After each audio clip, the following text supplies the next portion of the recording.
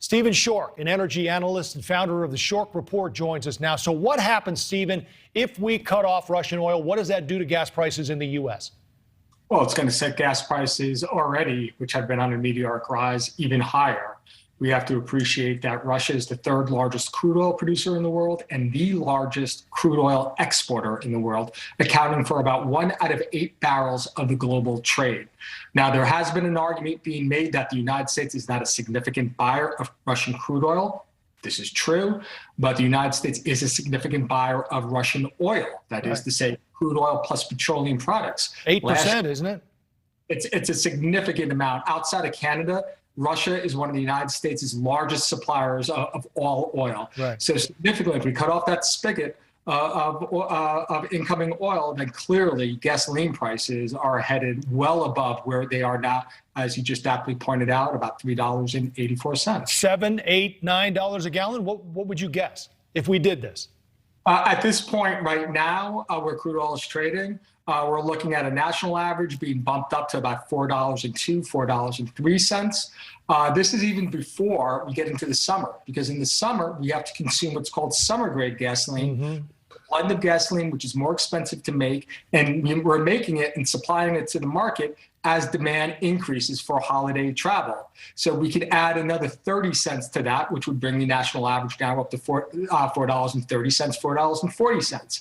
If crude oil prices continue to move higher, every $1 higher in the barrel of crude oil translates into another 2.5 cents at the pump for consumers. So that said, our quantitative modeling is showing that there is a worst case scenario that by the time we get to the 4th of July holiday, we're looking at crude oil at potentially over $200 a barrel. Wow.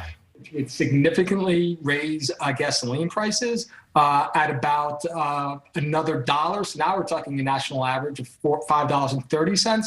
And now, of course, what we're talking about is a guaranteed recession here in the United States.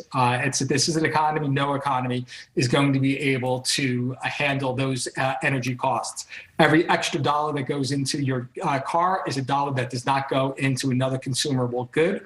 Consumerism is 70% of the U.S. economy, and we are playing with a lot of fire right now. Yeah, we are. The House Speaker says do it, though, Stephen. The former ambassador says it's morally indefensible for the U.S. to still be importing Russian oil. And here's what Antony Blinken said about it today.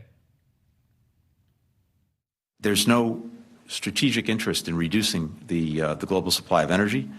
The immediate effect would be to raise prices at the pump for Americans and also to pad Russian profits with rising prices.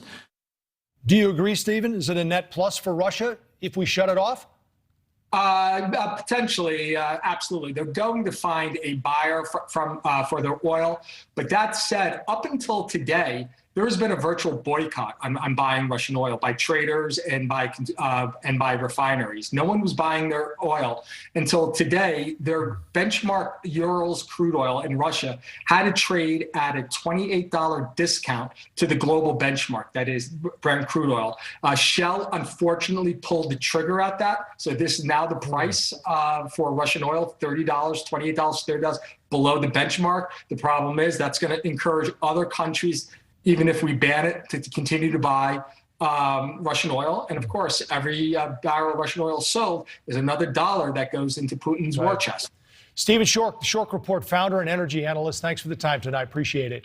Thank you. Thank you for watching. Click the red subscribe button below so you can get more of NewsNation's fact-driven, unbiased coverage.